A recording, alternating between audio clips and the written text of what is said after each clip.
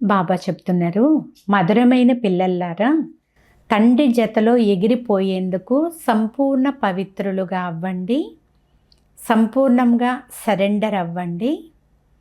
ఈ దేహము కూడా నాది కాదు అనేంత పూర్తి అశరీరులుగా అవ్వండి అని బాబా చెప్తున్నారు. ఈరోజు మురళిలోని ప్రశ్న, శ్రేష్టమైన గమ్యాన్ని చేరుకునేందుకు ఏ భయం తొలగిపోవాలి? సమాధానము, చాలామంది పిల్లలు మాయా తుఫాన్లు వచ్చినప్పుడు చాలా భయపడుతూ ఉంటారు.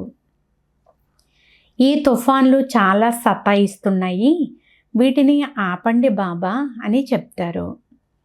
బాబా చెప్తున్నారు, పిల్లల్లారా, ఇది మల్ల యుద్ధము.